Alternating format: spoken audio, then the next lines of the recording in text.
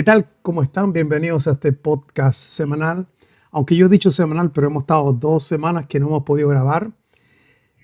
Déjame decirle algo. Yo este podcast lo he estado esperando tanto tiempo porque a quien tenemos de invitado este día él es un pastor, es un cantautor, un amigo, un hermano en la fe. Me refiero a Patricio Curinao, pastor Patricio Curinao. ¿Cómo estás, Patricio? Bienvenido. ¿Cómo estás, Andrés? Es un placer para mí poder estar junto a ti en esta hora para compartir una enseñanza, una temática, una conversación, como he estado escuchando por lo demás algunos de los podcasts que ustedes me han compartido, que por lo demás son tan útiles para todo aquel que quiere aprender un poco más. Y fíjate, de una manera muy didáctica. Yo estoy muy contento de poder estar contigo en esta tarde y esperando de ser de gran bendición también para nuestros amigos que escuchan. Oye, Patricio, para mí es realmente un honor, te lo digo de verdad, porque, bueno, yo siempre te digo, te sigo en las redes, te seguimos con mi esposa en las redes, Sí, y tengo que hacerte una confesión. Yo se lo he dicho muchas veces a Hilda, que, bueno, tú trabajas junto al pastor Juan Carlos Campos en así es. Isisa, en la ciudad satélite, junto a otros pastores y líderes, y de los lugares, te lo digo ante el Señor, de los lugares donde me siento mejor, más cómodo predicando, las veces que ustedes me han invitado, ha sido en Isisa, te lo prometo. Uy, qué bien me siento porque siento que puedo profundizar en la palabra, que no tengo que estar pensando que si digo algo y que si no lo entienden, lo cual quiere decir que la iglesia de Isisa tiene un buen nivel teológico, ¿ah? Muy buen teológico, así que doy gracias al Señor por la vida de usted y también de la congregación. Bueno, gracias por ese cumplido, Andrés. La verdad que para nosotros también las veces que hemos podido escucharte de nuestro púlpito ha sido también de gran bendición. Así que cuando estés acá en Chile, por favor, pasa por nuestra congregación y compártenos también una palabra. Oh, la gloria para el Señor. Mira, este tema, esta conversación que tenemos, tiene que ver con el dolor. Cómo Ujú. vivir las pérdidas, cómo podemos los creyentes, enfrentar el dolor de la muerte repentina de un ser amado. Estoy poniendo, o sea, he puesto este título porque sé que es algo vivencial que tú has experimentado junto a tu esposa y tu familia. ¿Por qué no nos cuenta un poco, por favor? Bueno, para colocar un poco de contexto a la pregunta que me está haciendo, hace aproximadamente 9 años estábamos en un campamento juvenil cristiano. Y a mitad de semana ocurrió un accidente tempranamente, comenzando el día, cuando nos avisan a Pastor Juan Carlos y a mí, que estábamos en otro lugar nosotros, de que había habido un accidente donde un poste de madera que sostenía una red de voleibol se cayó desde la base, se quebró desde la base y justo cayó sobre algunas personas que estaban preparándose, en este caso jóvenes, se estaban preparando para comenzar el día con teatro, las cosas típicas que hay en un campamento juvenil, ya para representar textos bíblicos, en fin. Y ese poste cayó sobre dos personas, una de ellas es Connie, quien era maestra, y es maestra, perdón, de escuela dominical hasta ese momento, y también el poste cayó sobre mi hija Cote, nuestra hija Cote, que murió instantáneamente en el lugar de una forma dramática. Imagínense, estábamos con alrededor de 50 personas allí y ese campamento finalmente terminó de una manera abrupta. Connie quedó tetrapléjica, perdón, Mm. en una silla de ruedas hasta el momento, ¿ya? Y eso cambió sin duda la percepción de muchas cosas en nuestra vida, tanto personal como familiar y también ministerial, a propósito de la pregunta. Y Ujú. pongo en contexto porque ha sido uno de los dolores más tremendos que puede, primeramente, sufrir un ser humano y en este caso también una familia cristiana. Me imagino, yo trato de, mientras tú relatas, trato de ponerme en el lugar de ustedes y de ti como pastor, porque, digamos, no es un asunto, a veces la gente dice, bueno, lo que pasa es que estas cosas pasan porque hay pecado, pero en el caso de ustedes estaban sirviendo al Señor, tu hija era parte del ministerio, tú estás sirviendo al Señor, estás en un bautismo, están creyentes en un tiempo de coinonía cristiana y pasan estas cosas. ¿Cómo cambió tu teología? Es decir, ¿cómo te pegó en tu creencia? Porque hay esa idea de que, por ejemplo, los creyentes nunca no se nos va a quemar la casa, no nos van a robar, Mm. no nos vamos a enfermar, no va a haber alguien que se muera de cáncer, porque hay como cierta mística de que como que somos inmunes a los problemas, que una vez que tú llegas a Cristo, entonces ya se acabó todo. De hecho, una de las invitaciones que se hace muchas veces predicando en el evangelismo es: venga a Cristo para que su vida cambie, sin pensar que la connotación es el cambio interior. Y si se va por el lado de que cambie para que, si te falta dinero, pues entonces tengas dinero para que te arregle el matrimonio, para que te arregle la salud. ¿Cómo cambió tu teología, tu forma de creer? Bueno, hasta ese momento habían ciertas ideas circulando que eran muy populares dentro de la teología popular, valga la redundancia, que hacían pensar justamente de que a los creyentes no le podían ocurrir aquellas cosas. Y si les ocurriera, o si les ocurría, como fue el caso nuestro, debieran estar ligadas quizás al pecado o alguna cosa no resuelta con el Señor. Y la verdad que esa, desde mi punto de vista, es una teología muy pobre, porque en realidad, como bien dices tú, los creyentes sí podemos vivir situaciones de mucho dolor. La Escritura está llena de experiencias de dolor, de creyentes que nunca dudaron del Señor y que estuvieron siempre firmes, cumpliendo incluso un ministerio y siguiendo cumpliéndolo, ¿ya? O siguieron cumpliendo el ministerio, ¿ya? En su vida, a pesar de haber vivido un dolor tan intenso como en el caso nuestro, que fue la partida de nuestra hija, y que está considerada, Andrés, como uno de los dolores más grandes que puede vivir el ser humano junto con la muerte del cónyuge. Son Wow. los dolores más extremos, estadísticamente, que puede vivir un ser humano. Por lo tanto, nuestra teología sí varió a partir de ese momento, aunque ya sabíamos algunas cosas, pero no la habíamos experimentado a profundidad. Tuvimos que echar mano, sin duda, a todo el consejo de Dios, porque la Escritura habla de todo el consejo de Dios, Ujú. no solamente una parte, sobre todo en el ámbito del sufrimiento, que es algo que constantemente nosotros los creyentes vamos a estar ligados en esta vida y en este mundo caído. Mientras tú estabas hablando, eso me recordaba lo que el apóstol Pablo le dijo a los filipenses, que a nosotros se nos había concedido, o se lo dijo a ellos, pero tiene implicación en nuestra vida, no solamente que creáis, pero también que sufráis por él. ¿Sientes de alguna manera que este sufrimiento hizo que ustedes reforzaran su fe, como familia, buscaran más de Dios, se unieran más, se sintieran más identificados con el Señor en esa área? Bueno, la pregunta es muy buena a propósito que está citando a Filipenses, Mm. la carta que escribió Pablo desde la cárcel, una de las 4 cartas que escribió Pablo desde la cárcel. Una es a Filipos, la iglesia que allí en Hechos 16 se narra que fue una iglesia que el Señor permitió que Pablo junto al equipo se formara en la predicación. Y fíjate que a propósito de esta carta, uno de los versículos que ha sostenido la pregunta y la carta, uno de los versículos que ha sostenido grandemente nuestra vida desde el momento que pudimos entender y comenzar a comprender esta experiencia, es lo que dice Filipenses 1:12. ¿Ya? Donde Pablo dice: quiero que sepan, hermanos, que las cosas que me han ocurrido o que me han acontecido han servido más bien para el progreso del Evangelio. Y ese versículo caló profundamente un tiempo después de la partida de nuestra hija Cote, porque entendíamos aquí que el dolor que estábamos experimentando y la experiencia que provocó ese dolor tenía que colocarse dentro de todas las experiencias que un creyente puede vivir en cuanto al sufrimiento, y que según la teología de Pablo, que es la teología de Cristo por lo demás, Mm. ¿cierto?, nos permite a nosotros que mirar aquello como un dolor que no ha de detenernos, sino que sirve para el progreso del Evangelio, no para mejorar el Evangelio, sino para que el Evangelio pueda seguir extendiéndose y dándole a la gente que sufre una esperanza frente a lo que les acontece, en vista de que a otros les ha acontecido lo mismo o algo similar, o peor, perdón. No, porque no es lo mismo. Mientras tú hablas, yo reflexiono y digo, no es lo mismo contar la experiencia y tratar de consolar a alguien debido a que tú lo leíste en un libro, leíste un libro de testimonio, alguien lo contó, a decir: no, yo quiero hablarte del consuelo de Dios porque yo he sido consolado. Mm. Bueno, efectivamente, citando 2 Corintios capítulo 1, Pablo comienza su carta hablando del consuelo de Dios, y en base justamente a una experiencia muy difícil que ocurrió en el barco donde ellos iban desplazando a una ciudad. y cómo el Señor allí no permitió que ninguno de los marineros muriera. Y él usa esa experiencia para hablar del consuelo que él recibió. ¿Para qué? Para alentar a los creyentes, ¿ah?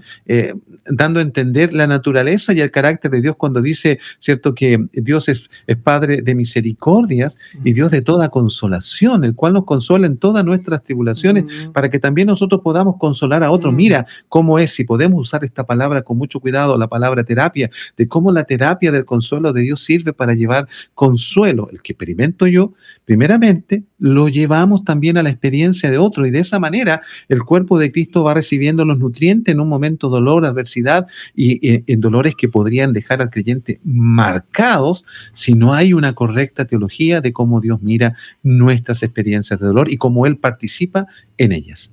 mm.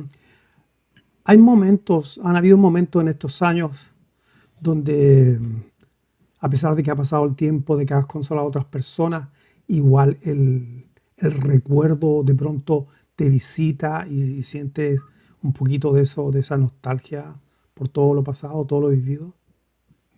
Sí, a esa pregunta directa, sí. Nosotros como familia, porque cada persona aprende por lo demás a vivir un duelo de una forma muy personal, ¿ya? Y en mi caso, yo hay momentos de nostalgia, porque mi hija murió a los 13 años, no era un bebé. Ya había una vida formada, por lo tanto había más recuerdos con ellas, había más experiencias con ella. Entonces, cuando ella partió de esta manera, obviamente nosotros la recordamos.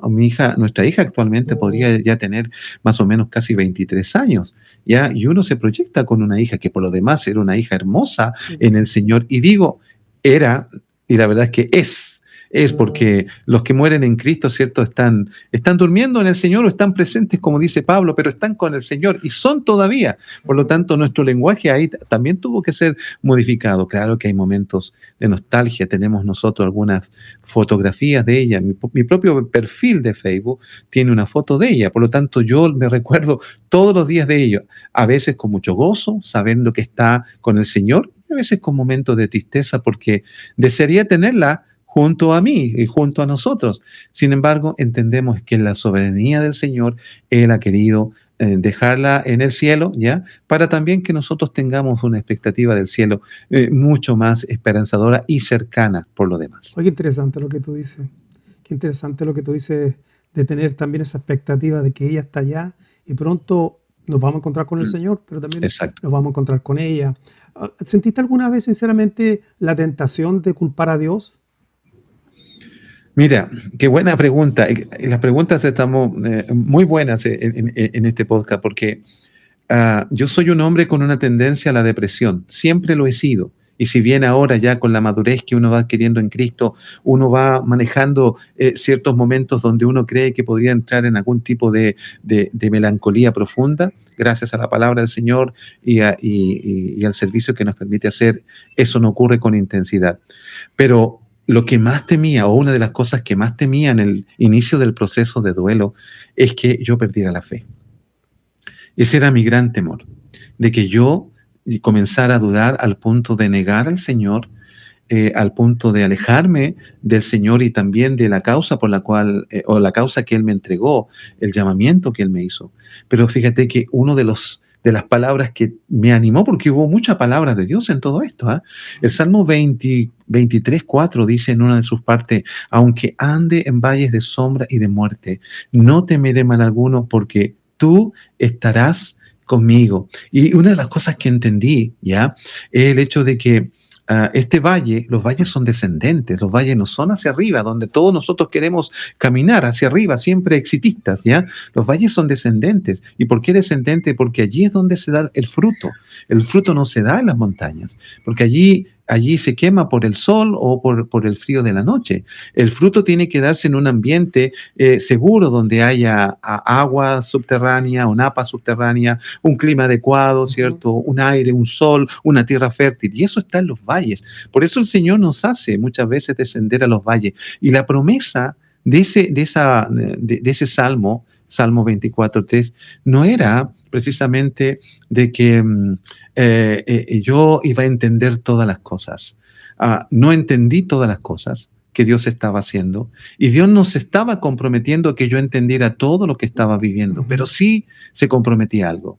Aquí le iba a estar conmigo. Y lo que más yo necesitaba, Andrés, y lo que más necesitaba mi familia, no era una respuesta al dolor que estábamos viviendo, ¿ya? A modo de una pregunta existencialista, no. Lo que más necesitábamos era la presencia de Dios, porque esa presencia guardó mi mente. Guardó mi mente de que no cayera en un estado de pesimismo, aunque era un dolor muy profundo el que estábamos viviendo, pero fue un dolor que el Señor permitió a propósito de su presencia y no de una respuesta que Él nos diera de lo que había permitido o hecho en nuestra vida, que su presencia nos consolara y nos diera la esperanza que necesitábamos para entender que nuestra hija iba a estar con Él para siempre. Lo que ahora a nosotros nos da seguridad de saber que ella ya no tiene que vivir en un mundo caído como el que estamos viviendo, con el temor que puede tener todo padre de que su hija se pierda o que le suceda algo. Bueno, definitivamente ella está con el Señor y eso provocó paz en nuestra vida. Esa promesa guardó nuestras mentes de caer en la duda. Wow. En un comienzo yo te pregunté de qué manera se había afectado tu teología, tu creencia en Dios. Y por lo que tú dices, realmente no estabas muy lejos de entenderlo, solamente que no lo habías vivido. Y quizás para aquellos que están escuchando y tengan una manera de pensar, por ejemplo, que han sido influenciados por ciertos predicadores, cierta línea de pensamiento, y estén batallando con eso, yo solamente quiero contarte algo bien breve que me pasó a mí y que cómo se afectó mi creencia, que fue diferente a ti, porque yo estaba en esos años muy metido en lo que era el Evangelio de la Prosperidad en Chile, que recién había llegado, te hablo del 82, 83, mi papá le dio un cáncer y duró como 2 o 3 meses. Yo estuve todo ese tiempo confesando, declarando y un montón de cosas, pero mi papá se murió igual. Te digo, llegué a tal extremo de la locura que yo fui al cementerio aquel día. Yo recuerdo que fui al cementerio y yo dije en casa, voy, resucito a mi papá y vuelvo. Imagínate, o sea, la locura de la teología de la prosperidad y del evangelio tan errado donde se nos pone que estamos ajenos al dolor. Y fíjate que después que mi papá pasaron los días, la crisis me vino porque empecé a sentir condenación. Me hacía preguntas, ¿en qué yo dejé de creer? O sea, ¿dónde me falló la fórmula? No confesé, no decreté, no ayuné. ¿Qué parte de la fórmula me falló? O sea, ¿dónde está? Entonces, muchas personas también empiezan a lidiar con la condenación. O sea, el que se murió no creyó, no era creyente, no era un verdadero creyente, a lo mejor estaba en pecado, a lo mejor estaba en duda, o yo no fui un buen creyente, por eso le pasó todo lo que pasó a mi familia, a mí, a mi papá, qué sé yo, etcétera, etcétera. Entonces, lo que uno cree, creo que va a ser la base sobre la cual vamos a descansar después que las tormentas nos golpeen. Y eso, por eso es tan Bueno, importante todo lo que tú nos estás compartiendo, porque quizás haya gente escuchando hoy día que esté lidiando con el dolor y a lo mejor hasta está en condenación y quieren tirar la toalla, no quieren seguir más las cosas del Señor, están enojados con Dios, están enojados con ellos, están enojados con lo que le enseñaron.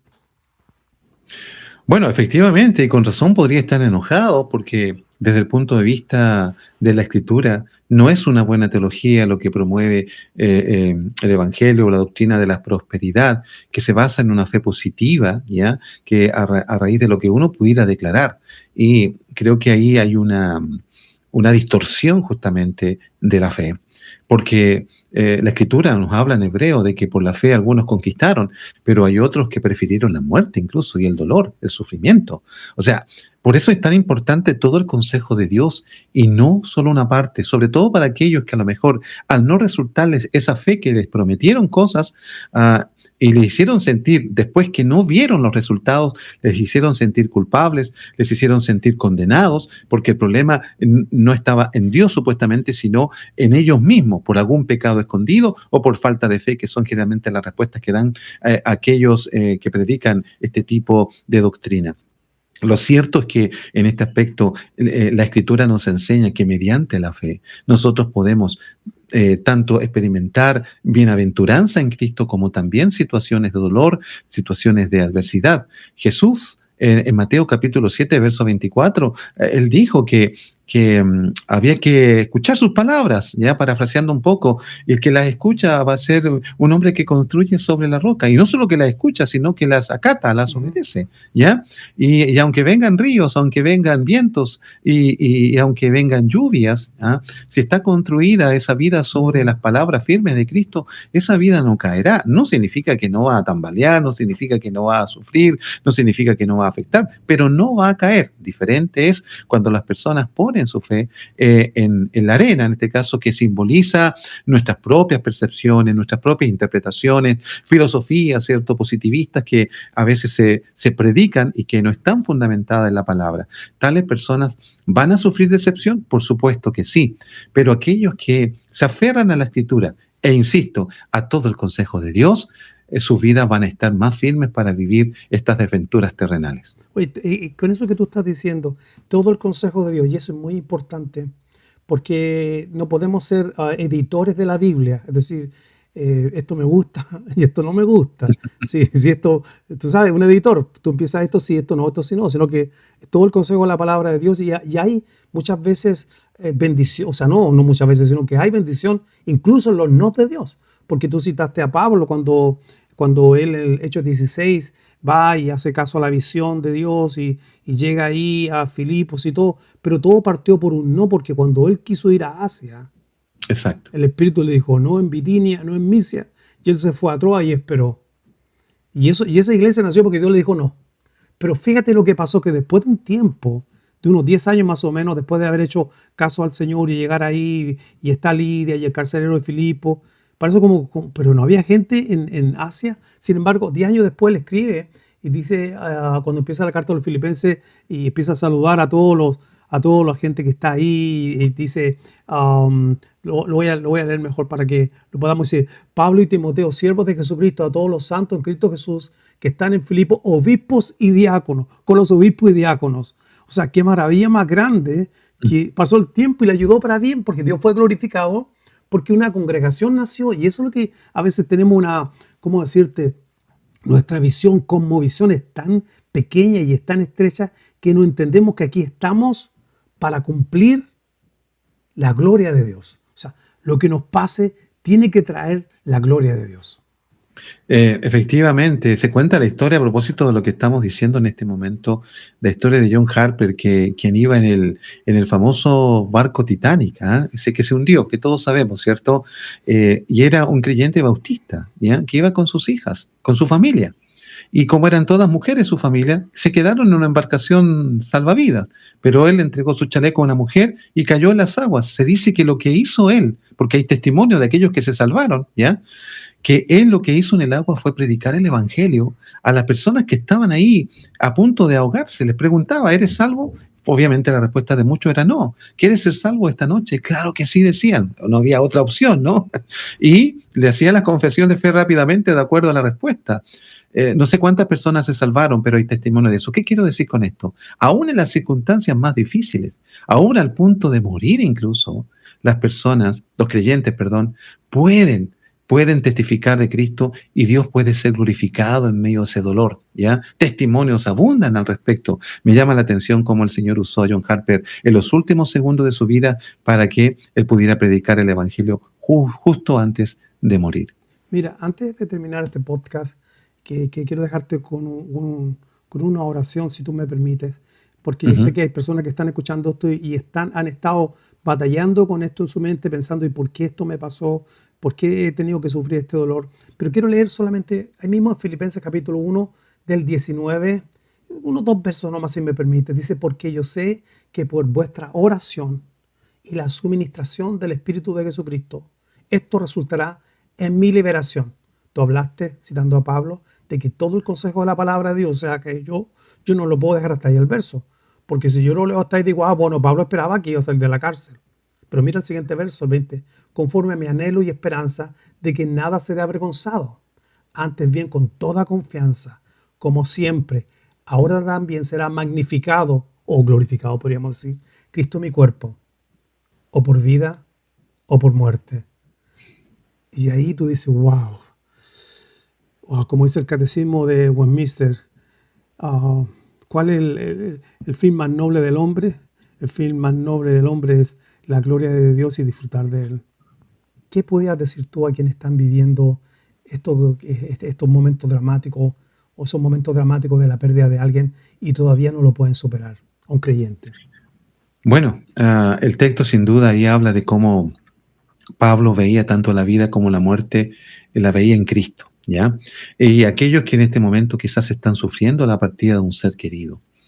Hay un texto, hay un texto en la Escritura que me gusta mucho, primera de Pedro, capítulo 4, verso 19, que dice más o menos así: de manera que los que sufren según la voluntad de Dios encomienden sus vidas al fiel Creador y hagan el bien.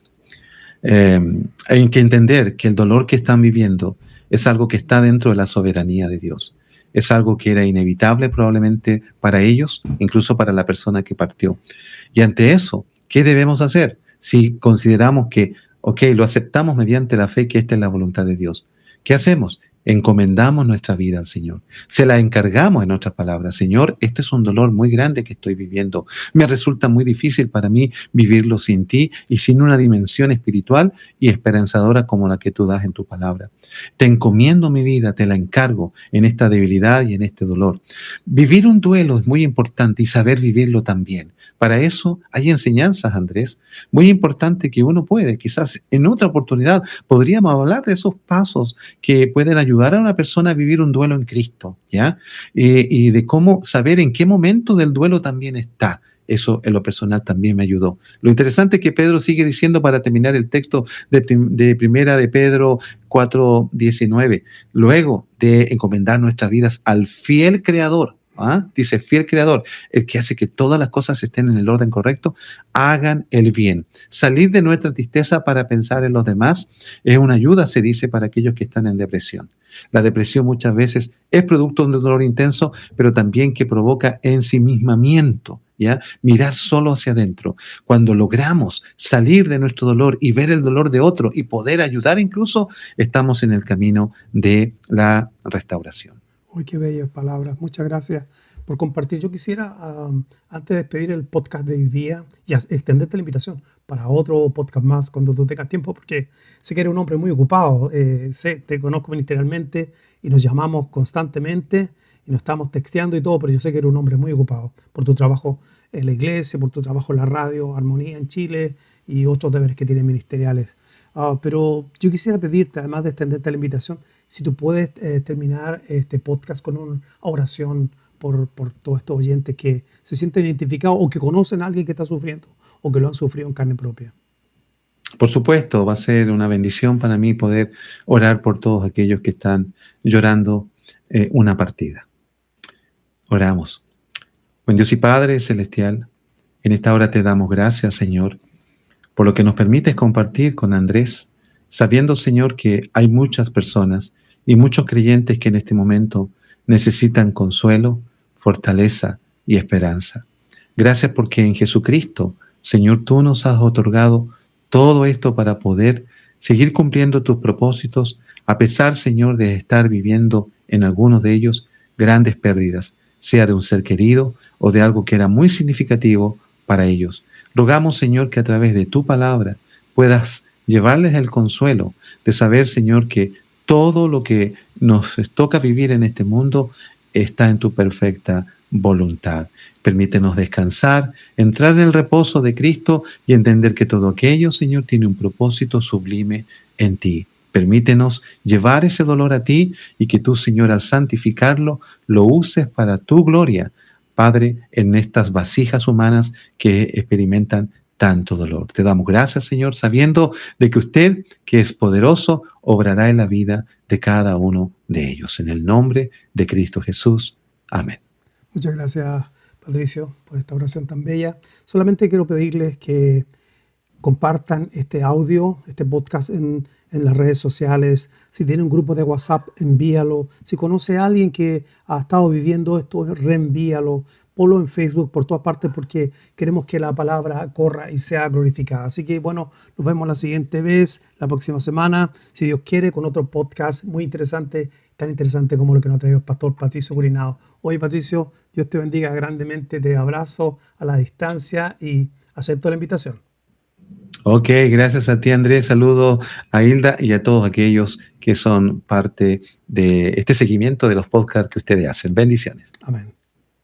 Quería agregar algo más, aunque el podcast ya terminó y fue muy lindo el tiempo de poder compartir con el pastor Patricio Gurinao. A propósito, esto lo hicimos vía telefónica, por eso el sonido no es tan excelente.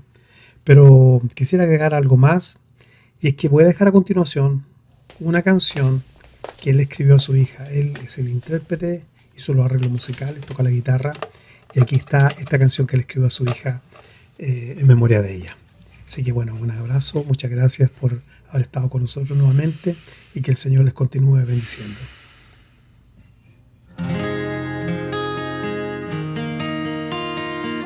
Para ti, mi amada hija.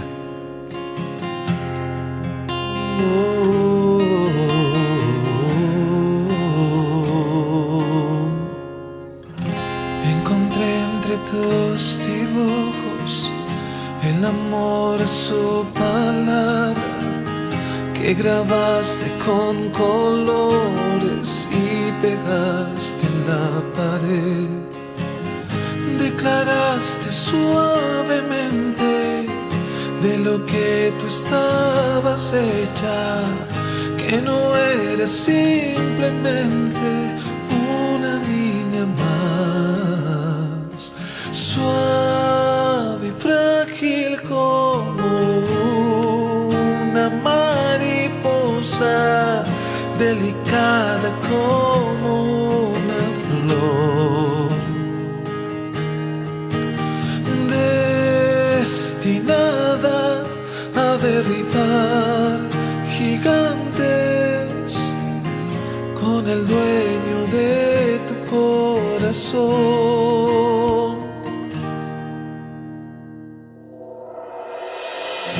Nos dejaste un legado que nunca será borrado. Es la herencia prometida por el Padre Celestial.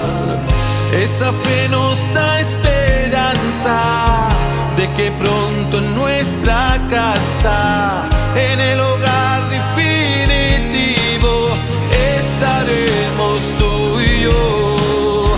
Estaremos tú y yo, suave y frágil como una mariposa, delicada como una flor, destinada a derribar gigantes con el dueño de tu corazón. Suave y frágil como una mariposa, delicada como una flor, destinada a derribar gigantes con el dueño de tu corazón.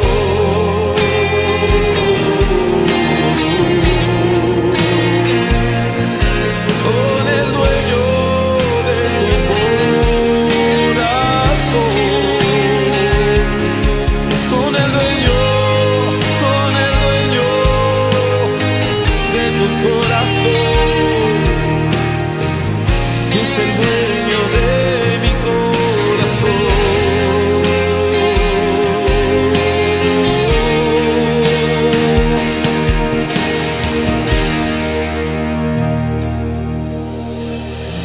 Mientras tanto caminamos por el valle y no olvidamos que el pastor con su callado siempre a nuestro lado va. No buscamos las respuestas a la angustia de tu ausencia, preferimos su presencia. Ella nos confortará, ella nos confortará. Suave y frágil como una mariposa, delicada como